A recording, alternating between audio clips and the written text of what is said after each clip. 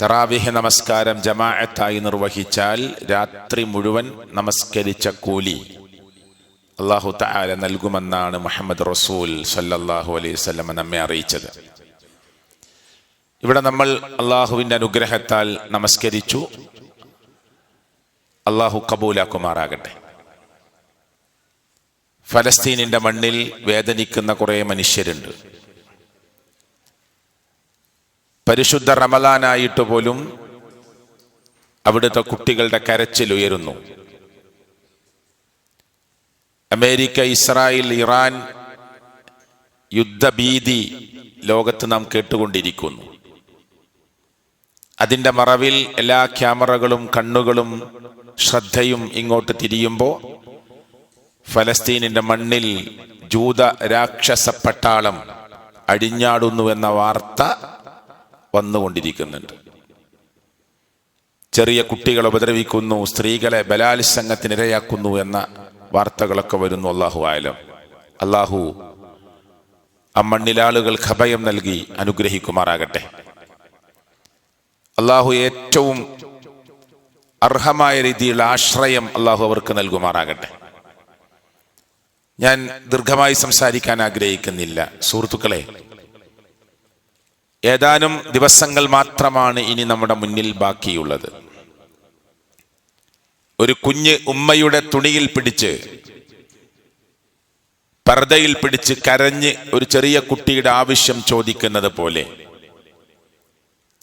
ലോകത്തിന്റെ രക്ഷിതാവായ റബ്ബിന്റെ മുമ്പിൽ കരഞ്ഞുകൊണ്ട് നമ്മുടെ ആവശ്യങ്ങൾ ചോദിക്കാനുള്ള റമളാനിലെ അവസാനത്തെ സമയത്തിലേക്കാണ് നമ്മൾ പ്രവേശിച്ചിട്ടുള്ളത്.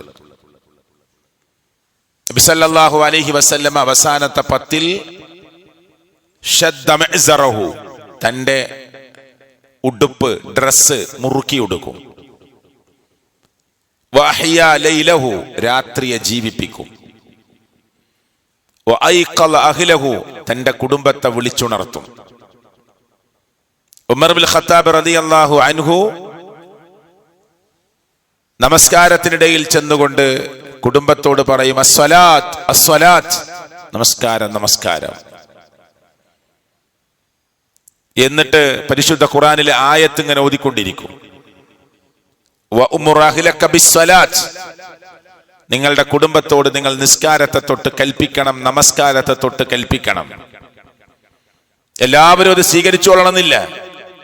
ഒരു സുന്നത്തായ നമസ്കാരല്ലേ, ചിലപ്പോ തട്ടുത്തരങ്ങളോ എതിർവർത്തമാനങ്ങളോ വന്നേക്കാം. ഉമർ ഇബ്നുൽ ഖത്താബ് റളിയല്ലാഹു അൻഹു പറയും, വഅ്മുർ അഹ്ലക ബിസ്സലാത്ത് വസ്തബിർ അലൈഹാ. ഖുർആന്റെ ആയത്ത് ഇങ്ങനെ ഓതി കൊടുക്കുക. അതിന്റെ മേലുണ്ടാകുന്ന വിഷയത്തിൽ നിങ്ങൾ ക്ഷമ കൈകൊള്ളണം. സഹോദരങ്ങളെ, നമ്മുടെ മുന്നിൽ ഏതാനും മണിക്കൂറുകൾ എന്നോണം ദിവസങ്ങൾ ചുരുങ്ങിക്കഴിഞ്ഞു. ഇനി ഒരു അടുത്ത റമളാനിൽ അവസരം നമുക്ക് കിട്ടുമോ എന്ന് നമുക്ക് യാതൊരു ഉറപ്പില്ല. ഈ പള്ളിയിൽ ഇരിക്കുന്ന നമ്മളെല്ലാവരും സഹോദര സഹോദരിമാർ നമ്മുടെ മനസ്സിനെ ശുദ്ധമാക്കാൻ ഈ റമളാൻ ഉപയോഗിച്ചോ എന്ന് നമ്മൾ നമ്മളോട് ചോദിക്കണം. റമളാൻ എന്ന പുണ്യകരമായ ഇസ്തിഗ്ഫാറിന് പറ്റിയ ഏറ്റവും മനോഹരമായ ദിവസങ്ങൾ കിട്ടിയിട്ട് കണ്ണ് നനഞ്ഞുവോ?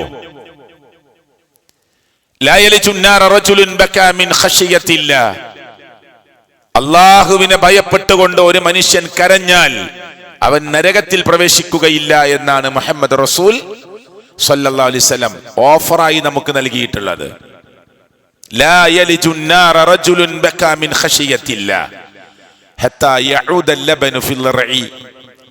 കറന്നെടുത്ത പാല് അകിടിലേക്ക് തിരിച്ചു പോകുന്നത് വരെ അള്ളാഹുവിനെ ഭയപ്പെട്ട് അവൻ ഒരുക്കിയ സ്വർഗത്തെ ആലോചിച്ച്, ആകാശഭൂമിയോളം വിശാലമായ സ്വർഗത്തെ ആലോചിച്ച്, കത്തിജ്വലിക്കുന്ന നരകാഗ്നിയെ കുറിച്ച് ചിന്തിച്ച്, പ്രിയപ്പെട്ടവരെ, ചെന്ന് കിടക്കാനുള്ള 6 അടി മണ്ണിനെ കുറിച്ച് ആലോചിച്ച് ഞാനും നിങ്ങളും കരഞ്ഞിട്ടുണ്ടോ? ഉണ്ടെങ്കിൽ ഹത്താ യഊദൽ ലബനു ഫിൽ റഈ, കറന്നെടുത്ത പാല് അകിടിലേക്ക് തിരിച്ചു പോകുന്നത് വരെ ആ മനുഷ്യൻ നരകത്തിൽ പ്രവേശിക്കുകയില്ല എന്ന് മുഹമ്മദ് റസൂൽ സല്ലല്ലാഹു അലൈഹി വസല്ലം. വലാ യജ്തമി ഗുബാറുൻ ഫീ സബീലില്ലാഹി വദുഖാനു ജഹന്നം. അള്ളാഹുവിന്റെ മാർഗത്തിലേൽക്കുന്ന പൊടിപടലങ്ങൾ നാളെ നരകത്തിലെ പുകയുമായി യോജിക്കുകയില്ല എന്ന് മുഹമ്മദ് മുസ്തഫ സല്ലല്ലാഹു അലൈഹി വസല്ലം. എന്താണ് ആ പറഞ്ഞതിന്റെ അർത്ഥം? കളിയാക്കലുകൾ ഉണ്ടാവും, കുത്തുവാക്കുകൾ ഉണ്ടാവും, ആക്ഷേപങ്ങൾ ഉണ്ടാവും. ഇന്നലെ വരെ നല്ല മഫ്തയിടാത്ത സ്ത്രീ തന്റെ നെഞ്ചിടം മുഴുവനായി മറയുന്ന വലിയ മഫ്ത ഉപയോഗിക്കാൻ തുടങ്ങുമ്പോൾ പരിഹസിക്കാൻ ആളുണ്ടാവും. നിര്യാണിക്ക് താഴെ വസ്ത്രം വലിച്ചഴച്ചവർ നിര്യാണിക്ക് മുകളിൽ വസ്ത്രം കയറ്റി കൊടുക്കുമ്പോ പരിഹസിക്കാൻ കൂട്ടുകാരുണ്ടാവും. നീയൊക്കെ എന്നാണ് നന്നായത് എന്ന് എനിക്കറിയാമെന്ന വർത്തമാനങ്ങൾ ഉണ്ടാവും. ഹൃദയത്തെ നോവിപ്പിക്കാൻ, മനസ്സിനെ മുറിവേൽപ്പിക്കാൻ പിശാചി എല്ലാ സ്റ്റെപ്പുകളും ഉപയോഗപ്പെടുത്തും. അപ്പൊ അക്ഷമനാവാതെ, അതേ ഇന്നലകളിൽ എനിക്കറിവില്ലായിരുന്നു, ഈ വിഷയം എനിക്ക് മനസ്സിലായി, ഞാനിതാ ഇപ്പോൾ സ്വീകരിക്കാൻ തുടങ്ങിയിരിക്കുന്നു എന്ന മറുപടി പറയാൻ പ്രവാചകൻ സല്ലല്ലാഹു അലൈഹി വസല്ലമയെ കൊല്ലാൻ പോയ ആളാണ് ഉമർ ഇബ്നുൽ ഖത്താബ് റളിയല്ലാഹു അൻഹു. ഇസ്ലാമിന്റെ രണ്ടാമത്തെ ഖലീഫയായി അല്ലേ, ഖുബാ മസ്ജിദിന്റെ പരിസരത്തുള്ള തോട്ടത്തിലിരുന്ന്, ഖുബാ മസ്ജിദിന്റെ അടുത്തുള്ള തോട്ടത്തിലിരുന്ന് ബിഇറു അരീസ് എന്ന് പറയുന്ന കിണറിൽ കാല് തൂക്കിയിട്ടിരുന്ന് പ്രവാചകൻ സല്ലല്ലാഹു അലൈഹി വസല്ലം ഇരിക്കുമ്പോ പിറകിൽ നിന്ന് ഒരാൾ വരുന്നു. അബൂബക്കർ സിദ്ദീഖ് റളിയല്ലാഹു അൻഹുവാണ്. സമ്മതം കൊടുത്തു, വലത് ഭാഗത്ത് വന്നിരുന്നു. പിന്നീട് വരുന്നത് ഉമർ ഇബ്നുൽ ഖത്താബ് റളിയല്ലാഹു അൻഹുവാണ്. സമ്മതം കൊടുത്തു, ഇടത് ഭാഗത്തിരുന്നു. അവർ മൂന്നുപേരും തന്റെ കണങ്കാലൊക്കെ കാണിക്കുന്ന വിധത്തിൽ വസ്ത്രമൊക്കെ ഇങ്ങനെ പൊക്കിപ്പിടിച്ച് ആ കിണറിലേക്ക് കാലും തൂക്കിയിട്ട് ഇരിക്കുന്ന ഒരു രംഗം പറയുന്നുണ്ട്. പിന്നീട് വന്നത് ഉസ്മാൻ ബിൻ അഫ്ഫാൻ റളിയല്ലാഹു ഓപ്പോസിറ്റ് സൈഡ് ഈ കിണറിന്റെ തിണ്ണയിൽ ഇരുന്നു. എന്നിട്ട് പണ്ഡിതന്മാർ പറയുന്നു, ആ ഇരുത്തം അവരുടെ ഖബറിനെ കുറിച്ചുള്ള ചില സൂചനയായിരുന്നു എന്ന്. അതുകൊണ്ട് ആ പ്രവാചകന്റെ വലത് ഭാഗത്ത് അബൂബക്കർ സിദ്ദീഖ്, ഇടത് ഭാഗത്ത് ഉമർ ഇബ്നുൽ ഖത്താബ് റളിയല്ലാഹു കുത്തുകിട്ടി മരിച്ചപ്പോ ഇബ്നു ഉമർ റളിയല്ലാഹു ഓടി വന്ന് ആയിഷ ബീവിയോട് ചോദിക്കുന്നുണ്ട്. ആയിഷ ബീവി വാർത്തയറിഞ്ഞ് ദുഃഖിതയായി നിൽക്കുമ്പോ ഇബ്നു ഉമർ റളിയല്ലാഹു ചോദിച്ചു, എന്റെ ഉപ്പാക്ക് മുത്തുനബിയുടെ ഓരച്ചാരത്ത്, അബൂബക്കർ സിദ്ദീഖ് റളിയല്ലാഹുവിന്റെ ഈ ചാരത്ത് എന്റെ ഉപ്പാക്ക് ഒരു ഖബറിടത്തിന് സ്ഥലം കൊടുക്കുമോ? ആയിഷ ബീവി പറയുന്നുണ്ട്, ഞാൻ എനിക്ക് വേണ്ടി കരുതി വെച്ച സ്ഥല, പക്ഷെ സാരമില്ല, ഉമറിന് വേണ്ടിയല്ലേ എന്ന് പറഞ്ഞ് ഉമർ ഇബ്നുൽ ഖത്താബ് റളിയല്ലാഹു അൻഹുവിന് അതേ റൂമിൽ ഖബറിടം കൊടുക്കുന്നത് നമ്മൾ ചരിത്രത്തിൽ വായിക്കുന്നുണ്ട്. ഞാൻ പറയുന്നത്, ഇവർ മൂന്ന് പേരും 63-ാമത്തെ വയസ്സിൽ ലോകം വിട്ടു പിരിഞ്ഞവരാ. അബൂബക്കർ സിദ്ദീഖ് റളിയല്ലാഹു 63-ലാണ്, ഉമർ ഇബ്നുൽ ഖത്താബ് റളിയല്ലാഹു 63-ലാണ്, അള്ളാഹുവിന്റെ പ്രവാചകൻ സല്ലല്ലാഹു അലൈഹി വസല്ലം 63-ലാണ്, അലി ഇബ്നു അബീ ത്വാലിബ് റളിയല്ലാഹു 63-ലാണ്. അതിൽ കുറച്ചുകൂടി മുന്നോട്ട് പോയത് ഉസ്മാൻ ഇബ്നു അഫ്ഫാൻ റളിയല്ലാഹു അൻഹു മാത്രമാണ്. അപ്പൊ 63-ന് പ്രത്യേകത ഒന്നുമില്ല. പക്ഷേ പ്രവാചകൻ പറഞ്ഞു, എന്റെ ഉമ്മത്തിന്റെ ശരാശരി ജീവിതകാലം എന്നത് 60-ന്റെയും 70-ന്റെയും ഇടയിലാണ്. അതാ നമ്മുടെ ശരാശരി ജീവിതകാലം. അപ്പൊ ഇനി എത്ര വയസ്സായി നമുക്ക്? പെട്ടെന്ന് പെടുന്നനെ പരീക്ഷണങ്ങളിലൂടെ, അതല്ലെങ്കിൽ കാലവിപത്തുകളാൽ, അതല്ലെങ്കിൽ വാഹന അപകടങ്ങളാൽ, പ്രിയപ്പെട്ടവരെ, ലോകത്ത് എത്ര പേരാണ് ഓരോ ദിവസവും പൊലിഞ്ഞു പോയിക്കൊണ്ടിരിക്കുന്നത്. അള്ളാഹു നമുക്ക് സാധാരണ മരണം ദീർഘായുസ്സോടുകൂടി നൽകി അനുഗ്രഹിക്കുമാറാകട്ടെ. ഞാനിത് പറഞ്ഞത്, ഇനി എത്ര കാലം നമുക്ക് കിട്ടും ഏറി വന്നാൽ? നമ്മൾ എന്ത് സമ്പാദിച്ചു? വമാ തദ്രി നഫ്സും മാദാ തക്സിബു ഗദാ വമാ തദ്രി നഫ്സും ബിഅയ്യി അർളിൻ തമൂത്. എപ്പോഴാ മരിക്കുക? എന്താ സംഭവിക്കുക നാളെ? എന്ത് സമ്പാദിക്കാൻ പറ്റും നാളെ? ഒന്നും പറയാൻ ലോകത്തൊരു മനുഷ്യനും സാധ്യമല്ല. അത് ഖുർആനിന്റെ പ്രഖ്യാപനമാണ്. അപ്പൊ ഞാൻ എന്നെ കുറിച്ച് ചിന്തിച്ചിട്ട് എന്റെ റബ്ബിന്റെ മുന്നിലേക്ക് ഈ റമദാനിൽ എല്ലാം തുറന്നു പറയാൻ, കണ്ണ് നനഞ്ഞുകൊണ്ട്, ചുണ്ടുകൾ വിതുമ്പി ഗദ്ഗദമായി, കൽബുകളും കയ്യുമെല്ലാം ആകാശത്തിലേക്ക് ഉയർന്ന് എല്ലാ മേഘപാളികളെയും തുളച്ചു കയറുമാറ് എന്റെ ഹൃദയത്തിൽ നിന്നുള്ള ആത്മാർത്ഥമായ തേട്ടം ആകാശത്തിന്റെ മേലാപ്പിലേക്ക് ഉയർന്നു പോയിട്ടുണ്ടോ എന്ന് നമ്മൾ ആലോചിക്കേണ്ട സമയമാണ്. പശ്ചാത്താപവുമായി അള്ളാഹുവിന്റെ മുമ്പിലേക്ക് ഇറങ്ങുമ്പോ ലോകരക്ഷിതാവായ റബ്ബിന് അവനെ ഇഷ്ടമാണ്. നബി സല്ലല്ലാഹു അലൈഹി വസല്ലം ഒരു തെറ്റും ചെയ്യാത്ത പ്രവാചകൻ, ഒരു ദിവസം 100 തവണ ഞാൻ ഇസ്തിഗ്ഫാർ നടത്താറുണ്ട് എന്ന് പ്രവാചകനാണ് പറഞ്ഞത്. അസ്തഗ്ഫിറു ഫിൽ യൗമി 100 മറ, ഞാൻ ഒരു ദിവസം 100 തവണ ഇസ്തിഗ്ഫാർ നടത്താറുണ്ട്.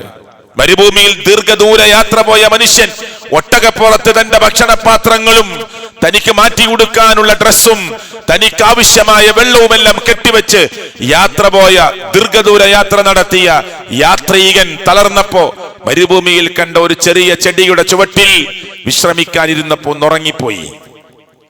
ആ ഒട്ടകം അയാളെ വിട്ട് നടന്നു. കണ്ണെത്താ ദൂരത്ത് എവിടെയും ഒട്ടകത്തെ ഉണർന്നു നോക്കുമ്പോൾ കാണാനില്ല. എല്ലാ സ്ഥലത്തും മണൽ കൂനകൾ, മണൽ പരപ്പുകൾ, മരുഭൂമിയിലെ ചെറിയ കാറ്റുകൾ ഇളക്കിവിടുന്ന പൊടിപടലങ്ങളല്ലാതെ ഒന്നും കാണാനില്ല. അദ്ദേഹം അവശനായി എന്തൊക്കെയോ ആലോചിച്ച് തളർന്ന് അവിടെ തന്നെ മയങ്ങിപ്പോയി. പിന്നീട് കണ്ണു തുറക്കുമ്പോ തന്റെ മുന്നിൽ നഷ്ടപ്പെട്ടു പോയ ഒട്ടകമതാ വന്നു നിൽക്കുന്നു. വെള്ളപ്പാത്രം അവിടെ തന്നെയുണ്ട്. അവിടുത്തെ സാമഗ്രികളെല്ലാം ഒട്ടകപ്പുറത്തുണ്ട്. മാറ്റി ഉടുക്കാനുള്ള ഡ്രസ്സുണ്ട്, വസ്ത്രമുണ്ട്, ഭക്ഷണമുണ്ട്, വെള്ളമുണ്ട്. അയാൾ ചാടി എഴുന്നേറ്റിട്ട് ഒട്ടകത്തിന്റെ കയറ് പിടിച്ചിട്ട് പറഞ്ഞു, അല്ലാഹുമ്മ അൻത അബ്ദി, അല്ലാഹുവേ നീ എന്റെ അടിമയാണ്, വ അന റബ്ബുക്, ഞാനാണ് റബ്ബ്. ഇതെന്റെ പ്രസംഗത്തെ തെറ്റിയതല്ല, അയാൾക്ക് തെറ്റിയതാ. എങ്ങനെ? സന്തോഷത്തിന്റെ ആധിക്യം കൊണ്ട്. നമുക്ക് സന്തോഷം കൂടി ആ വാക്കുകൾ മാറിപ്പോവും. എന്താ അദ്ദേഹം പറഞ്ഞത്? അല്ലാഹുമ്മ അൻത അബ്ദി, അല്ലാഹുവേ നീ എന്റെ അടിമയാണ്, വ അന റബ്ബുക്, ഞാനാണ് നിന്റെ റബ്ബ്. എന്റെ പ്രവാചകൻ സല്ലല്ലാഹു അലൈഹി വസല്ലം പറയാ, ആ മനുഷ്യൻ ഇത് തെറ്റിപ്പോയത് ബിശിദ്ദത്തിൽ ഫറഹ്, അമിതമായ സന്തോഷം വന്നപ്പോ തെറ്റിപ്പോയതാണ്. ഇതെന്തിനാ പ്രവാചകൻ പറഞ്ഞത്? ഇതിനേക്കാൾ എത്രയോ മടങ്ങ് സന്തോഷമാണ് ഒരടിമ, തെറ്റു ചെയ്ത അടിമ, റബ്ബേ എന്റെ ജീവിതത്തിൽ ഇന്നത് സംഭവിച്ചു പോയി, അല്ലാഹുവേ എന്റെ ജീവിതത്തിൽ ഇന്നത് പറ്റിപ്പോയി, ഇന്നത് പറഞ്ഞുപോയി, കേൾക്കാൻ പറ്റാത്തത് കേട്ടുപോയി, കണ്ണുകൊണ്ടുള്ള വ്യഭിചാരം നടന്നുപോയി. കണ്ണുകൊണ്ടുള്ള വ്യഭിചാരമാണ് നോട്ടം, കൽബ് കൊണ്ടുള്ള വ്യഭിചാരമാണ് ആഗ്രഹം, കൈകൊണ്ടുള്ള വ്യഭിചാരമാണ് ബത്തുഷ് സ്പർശനം, കാലുകൊണ്ടുള്ള വ്യഭിചാരമാണ് നടക്കൽ, സ്റ്റെപ്പ് വെക്കൽ, കാലുവെക്കൽ. അതുകൊണ്ട് എന്റെ ജീവിതത്തിൽ റബ്ബേ അറിവില്ലായ്മ കൊണ്ട് തെറ്റുകൾ സംഭവിച്ചു പോയിട്ടുണ്ട്. ഇനി ഒരു റമദാൻ കിട്ടുമോ എന്ന് എനിക്കറിയില്ല. അർറഹ്മാനും അർറഹീമും അൽ ഗഫൂറുമായ റബ്ബേ നീ എനിക്ക് പുറത്തുകൊണ്ടായെന്ന് ഒറ്റക്കൊറ്റക്കിരുന്ന് കണ്ണു നനഞ്ഞ് പറയാൻ പ്രിയപ്പെട്ടവരെ നമുക്ക് സമയം ഉണ്ടാവണം. ഇല്ലെങ്കിൽ നഷ്ടമാണ് നമുക്ക് ഈ റമദാൻ. ജീവിതത്തിൽ 60-70 വയസ്സുള്ള ആളുകളൊക്കെ ചിലപ്പോൾ സദസ്സിലുണ്ടാവും. 60 വയസ്സുള്ള ഒരാൾക്ക് 45 വർഷം നോമ്പ് കിട്ടി. മിനിമം 15 വയസ്സ് കൂട്ടിയാൽ തന്നെ, അതിനു മുമ്പേ നോമ്പെടുക്കാറുണ്ട്. ഒരു പക്വതയ്ക്ക് എത്തിയ ഒരാളെന്ന നിലക്ക് ഒരു 10-40 വർഷം 45 വർഷം നോമ്പെടുക്കാൻ അവസരം കിട്ടിയിട്ട്, 30 വർഷം 20 വർഷം 10 വർഷമൊക്കെ നോമ്പെടുക്കാൻ അവസരം കിട്ടിയിട്ട്, നോമ്പിന്റെ തുടക്കത്തിൽ പറഞ്ഞൊരു ഹദീസ് ഞാൻ ഓർമ്മപ്പെടുത്താം. റസൂൽ കരീം സല്ലല്ലാഹു അലൈഹി വസല്ലം പറഞ്ഞു, നിങ്ങൾ അള്ളാഹുവിന്റെ മാർഗത്തിൽ ഒരു നോമ്പെടുത്താൽ, ആ നോമ്പ് അള്ളാഹു സ്വീകരിച്ചാൽ, ബഅദല്ലാഹു വജ്ഹഹു, മറ്റൊരു റിപ്പോർട്ടിൽ ബഅദല്ലാഹു വജ്ഹഹു, അവന്റെ മുഖത്തെ റബ്ബ് അകറ്റും, അവനെ അകറ്റും. എവിടെ നിന്ന്?